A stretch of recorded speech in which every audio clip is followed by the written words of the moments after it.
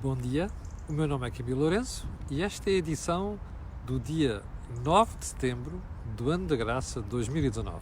Edição, como é óbvio, da cor do dinheiro. Olhe, a agenda de hoje era brutalmente extensa, porque fui colecionar coisas que sucederam na sexta-feira da semana passada e também no fim de semana, e tinha para aqui matéria que nunca mais terminava. De maneira que tive que fazer aqui escolhas difíceis, como vai ver, porque havia matérias da semana passada que ainda havia para comentar, mas a atualidade é um aspecto fundamental da cor do dinheiro. É aqui, como já foi no programa de rádio, como foi no programa de televisão e como é ainda no artigo que todos os dias sai no Jornal de Negócios, e portanto aqui não poderia deixar de ser assim. Antes de continuar, e para garantir que não há mesmo problema nenhum com som, com imagens já percebi que não há, mas com o som, eu gostava de pedir a quem está desse lado que me diga se está tudo bem com o som. É só pôr isto, ou então fazer isto, e eu vou rever aquilo que aconteceu na sexta-feira. Também devo dizer que não foi da minha responsabilidade, houve para aqui um problema com a ligação do microfone. Então como é que é? Alguém põe aqui um polegar para cima ou não? Bom, então enquanto a malta se estará aí a ver se põe um polegar para cima ou não, eu vou passar diretamente ao Cristina Miranda. Como é que é? É assim ou é assim? Com som? Bem, o pessoal parece estar a demorar a responder. Bem, então vamos lá à agenda de hoje e vamos começar naturalmente e como é habitual pelo período antes da ordem do dia. E porquê? Primeira pergunta. Pagou-se IVA na festa do Avante ou não? Bom, como sabe, há anos que esta questão anda no ar, que é, a gente ouve o PCP protestar por tudo e mais alguma coisa, reivindicar tudo e mais alguma coisa, insultar os capitalistas, como se eles soubessem o que é capitalista, insultar as empresas que não pagam os impostos, não é? Acusar a empresa de fugirem de Portugal por não pagar impostos. Olha, lembra-se que aconteceu com o holding da família Soares Santos, por exemplo, não é? Já falei aqui diversas vezes. Portanto, esta malta passa o dia a insultar os outros porque não pagam impostos. Bem, eu depois por acaso já fui à festa do Avante, e este fim de semana tive quase para ir, mas acabei por ter outras coisas para fazer mais urgentes e mais importantes. Mas não consigo perceber como é que, ao fim de tantos anos, sem pagar impostos e com a indignação da opinião pública, não é? E com a complacência dos governos e da classe política, isto continua a acontecer. Portanto, fica aqui esta pergunta. Eu ouvi o camarada Jerónimo de Sousa no discurso de encerramento fazer tantas afirmações, tantos claims, tantos pedidos, tantas reivindicações, faltou ouvir assim: e agora, camaradas, vamos anunciar que nós voluntariamente decidimos pagar o IVA de tudo o que se passa aqui na festa do Avante. Isso é que tinha sido de coisa, não é? De os ter no sítio, não é? Isso é que era. Fico à espera que um dia o camarada Jerónimo de Sousa, o whoever succeeds him, não é? Porque eu acho que ele não vai continuar muito tempo à frente do PCP, tenha a coragem de fazer isso um dia. Segundo ponto, a autoridade tributária já conseguiu, e a aduaneira já conseguiu que a Ryanair passe faturas. Espera aí, já agora deixa-me perguntar uma coisa. O PCP estava tão preocupado, está preocupado, ainda bem, com a história das faturas e da Ryanair, não vê aqui nenhuma incongruência? Não? Bom, se não vê, também não admiro. Como dizia o meu avô, bom, é preciso não dizer a expressão, mas vou dizer: quem não tem vergonha pensa que todo mundo é seu, dizia o meu avô. Bom, terceiro ponto: debates de campanha eleitoral. Eu estou a ficar extasiado. Primeiro que estou a confirmar que António Costa não é bom em debates, não é? É uma coisa que nós já sabíamos em 2015. Segundo lugar, já descobrimos uma radical de esquerda que se diz que é social-democrata e de contas certas, não é? Social-democrata de programa. Já ouvimos mimos, beijinhos, quase num debate, são beijinhos, não me chateias aqui, não. Scratch my back and I'll scratch yours. Mas no sábado, acho que foi sábado, fiquei então, ou sábado ou sexta-feira, já não me recordo, vi um debate, uma conversa entre Catarina Martins e André Silva do PAN. Bom, de Catarina Martins nós já sabemos que podemos esperar, já sabemos o que é que acontece ali, já sabemos o que se passa ali. O que eu fiquei espantado, embora já tivesse um cheirinho disto, foi o amadorismo, a impreparação e a irresponsabilidade de André Silva. Este é um indivíduo que dirige uma coisa chamada, como é que é? Pessoas e Animais de Natureza, que faz as afirmações mais incríveis. Lembra-se que foi que fez mais propostas ao Parlamento na legislatura passada, e a gente vai espremer aquilo e descobre que boa parte daquilo é bullshit, literalmente, não tem outra maneira de classificar isto, e sob falta de maturidade, falta de sentido de Estado e depois, mais grave, desconhecimento de certas matérias. Bom, uma das pérolas que eu ouvi no debate foi, outra vez, a história do ambiente e das barragens. Bom, pessoal, há tanta coisa para falar do ambiente. Se vocês quiserem falar do ambiente, vão buscar coisas sérias. Barragens outra vez. Bom, então vamos lá. Há outra vez a conversa do há barragens a mais. Há barragens muito grandes, não sei o quê. Bom, esta malta não percebeu ainda que nós estamos perante o combate da água, não é? Nas próximas décadas nós vamos ter um problema grave da água na Península Ibérica. As barragens servem sobretudo como retenção de água, não é apenas para produzir eletricidade. Isto daqui a uns anos deixa de fazer sentido. As barragens são reserva de água. Portugal precisa e vai precisar de água. E deixem-se lá dessa treta, esse bullshit autêntico, que é a história do... olha, o espelho de água é um espelho de água enorme e, portanto, evapora. O problema é que a perda por evaporação é substancialmente inferior à perda que acontece por outras formas, como expliquei aqui na semana passada, em qualquer pessoa com 2 dedos de testa, não é preciso ser engenheiro eletrotécnico, é capaz de dizer. Agora, o que é que eu gostava de chamar a atenção para isto? Eu espero que os eleitores daquelas regiões onde há barragens e onde a economia e a sua paisagem mudou graças às barragens, Alqueva, ok? Mas não só. Eu espero que esta malta se lembre, no momento de pôr a cruz no voto, de quem é que anda a dizer disparados sobre barragens. E de quem é que anda a dizer, sim, eu não estou a apelar ao voto, estou a dizer, prestem atenção, porque esta malta que se faz de social-democratas e ambientalistas, não sei das quantas, estão a condenar, com este tipo de bullshit, não há até outra expressão, certas economias, nomeadamente a nível regional. Alguém hoje em dia que contesta a Alqueva. Os mais velhos, eu convido a recuarem a finais dos anos 80 e dos anos 90, que é para se perceber o que era a contestação à Alqueva. Alguém contesta a Alqueva hoje em dia. Isto não faz sentido nenhum. Se querem fazer campanha eleitoral e querem dizer disparados, digam de cães e gatos, não de coisas como esta. Cães e gatos, já que estamos a falar de pessoas e animais de natureza, não é? Bom, pergunta seguinte no período das ordens do dia. Mas porquê é que não há debates com os pequenos partidos? Olha, Iniciativa Liberal, Aliança, Livres, essas coisas pequeninas. Porque eu começo a perceber que existem mais propostas mais interessantes neste momento dos partidos mais pequeninos se candidatam às eleições legislativas do que existem por parte do mainstream, pelos partidos maiores. Pergunta fica no ar. De quem é que tem medo dos partidos pequenos? E pronto, não querem dedicar 2 ou 3 semanas inteiras a debates, entrevistas, dediquem 2 ou 3 programas. Chega, se cada um dos canais fizesse um debate ou entrevistas a responsáveis de partidos pequeninos, nós ganharíamos mais do que isso, porque a democracia é abertura, não é? Liberdade é isso. Eu sei que existem formas de divulgar informação hoje em dia que não existiam há 30 anos, aliás, a Cor do Dinheiro é um bom exemplo, aqui a versão no Facebook e no YouTube é um bom exemplo.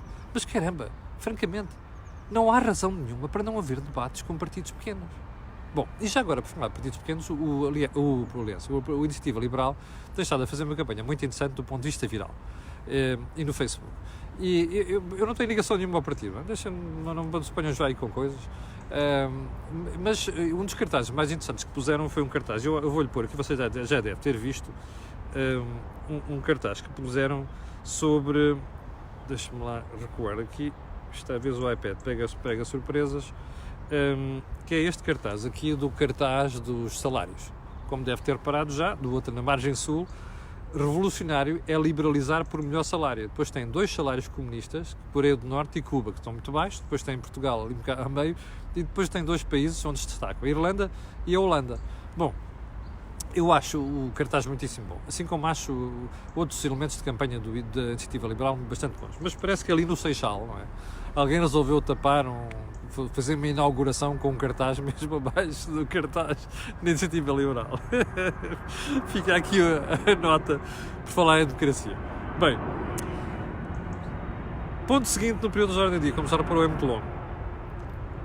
Então, o Ministério da Saúde não conseguiu pôr monção com diálise.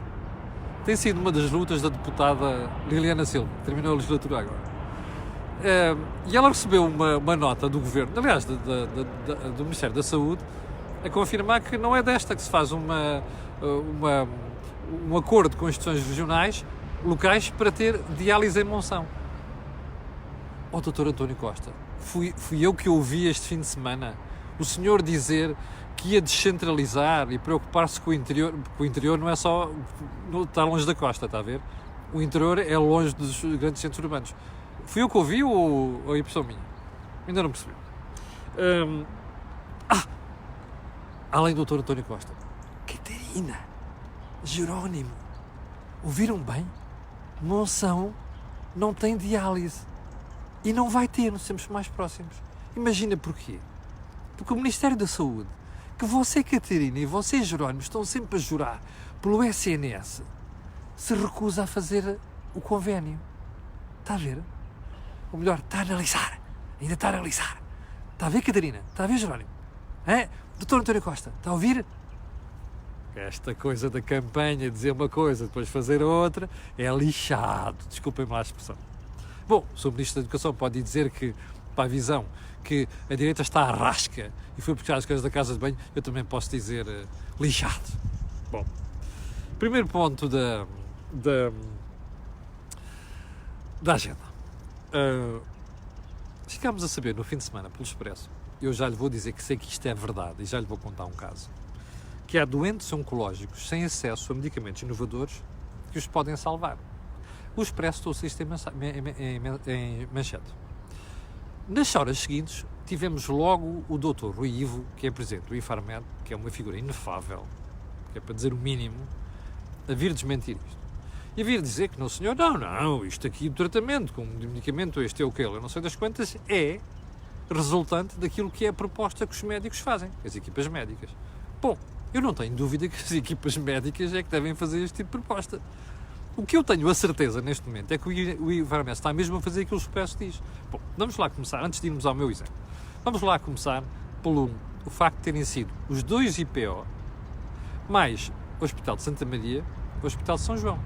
A mim não me está a parecer que os responsáveis de instituições deste calibre, com este peso e com esta responsabilidade, se ponham a inventar em matérias como saúde. Percebe? Não me passa pela cabeça.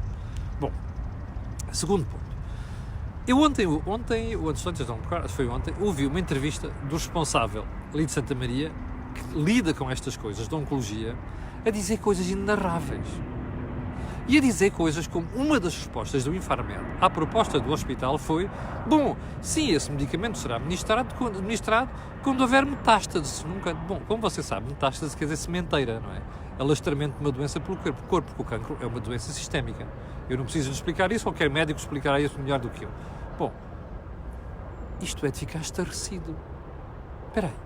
Então, os medicamentos servem para evitar a progressão de uma doença. Os medicamentos servem para não deixar uma doença chegar a determinados estágios. Porque, como você sabe, quando o cancro chega ao estágio da metástase é uma chatice. Já não tem remissão, ou dificilmente tem remissão, ou então a pessoa passa a vida a fazer quimioterapias, radioterapias e diabo 4. Espera aí. Então, um medicamento podia matar a doença à partida e evitar chegar à fase de metástase. Isto é o que o Infarmed deixa fazer. Não sou eu que o digo. Quem disse isto foi o responsável da oncologia do Hospital de Santa Maria, ontem em direto na SIC Notícias. Isto é impensável. Eu gostava de saber onde é que estão os meus amigos todos fofinhos que há 7 anos ou 8 anos se atiravam do Dr. Paulo Macedo com as coisas mais insultuosas. Até vimos em direto uma cena do indivíduo no Parlamento a dizer: eu não quero morrer por causa da hepatite C. Espera aí, não há mais não sei como é que ele chama, não há mais gajos destes, desculpem a expressão, para vir fazer esta figura agora? Não há? Eu gostava, sinceramente, a bem da verdade e a bem da vergonha, que alguém agora aparecesse a dizer assim: eu gostava de ver uma manif dos doentes oncológicos, de quem está a ser recusada, repare, recusada o tratamento para lhes prolongar a vida e resolver um problema. Eu gostava de ver uma manif agora. Gostava de os ver fazer um cordão à volta do Parlamento. Gostava de ver fazer uma manif à porta do Ministério da Saúde para garantir isto, ou do Infarmed ou do Rei Esparta. Está a ver? Isto é que era de homem, agora. Porque vir dizer que não sei o que não é verdade, os médicos desmentem o Infarmed, isto é uma falta de vergonha sem precedentes na democracia portuguesa. É óbvio que o Infarmed está a fazer isto. E está a fazer isto porquê? Por causa do custo. Porque estes medicamentos custam muito dinheiro. Eu sei que custam, percebe? E sei fazer contas. Agora, o que é preciso é ter coragem de encarar este problema de frente e dizer assim à sociedade: meus amigos, isto é um problema com o financiamento do SNS e, portanto, vamos debater isto, nomeadamente em campanha eleitoral, que é para saber o que a gente vai fazer. O que não se pode estar a fazer é decidir estas coisas à socapa e vir desmentir isto quando os médicos, quando os responsáveis da oncologia destes hospitais dizem que é mentira. Agora vamos ao exemplo concreto. Eu conheço o exemplo de uma pessoa, e não é uma pessoa qualquer, que tem um problema oncológico e estava a alastrar.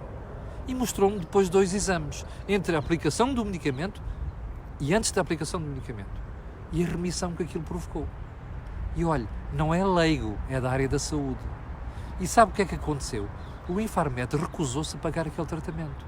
E foi a pessoa que desembolsou do bolso entre 10 mil a 12 mil euros para pagar o tratamento. Isto é uma vergonha. Eu não percebo onde é que está a consciência de esquerda deste país, não é? Que diz que salvar o SNS é de esquerda e depois tolera coisas como estas.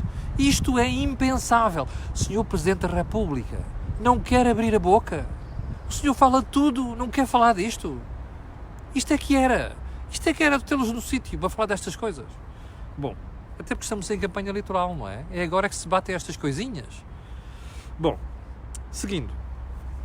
O Infarmed, como disse aqui, desmentiu. Bom, mas como eu lhe disse há bocadinho, foi o responsável da oncologia, ali da Santa Maria, que disse isto na televisão ontem. Não fui eu, ok? Assunto arrumado. Terceiro ponto. Dr. António Costa diz que quer valorizar o interior. Eu só tenho uma resposta para isto. Está-se mesmo a ver, não é? Espera aí. Quais são os hospitais onde falta obstetras? Pois foi em Évora, em Beja, não foi?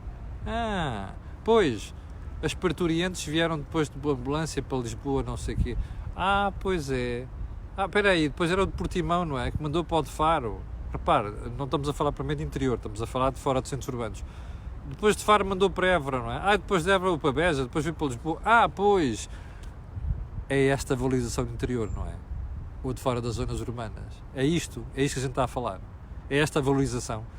Faça-me um favor. Tenham vergonha. A sério. Vi fazer campanha eleitoral depois de terem dado a contribuir para esta vergonha que é o SNS e que é a desvalorização do interior. A sério, só um pano encharcado na cara. Acho eu. Bem, vamos então mudar de agulha. Vamos para o ensino superior. Este fim de semana ficámos a saber que quantas pessoas entraram, quantas pessoas não entraram, quais são os médicos, quais são os cursos mais difíceis, quais são os cursos mais horríveis. Horríveis do ponto de vista não tem procura. A imprensa diz que há 26 cursos onde, eu não consegui confirmar esta informação, onde se entrou com nota negativa, até 9,5 valores.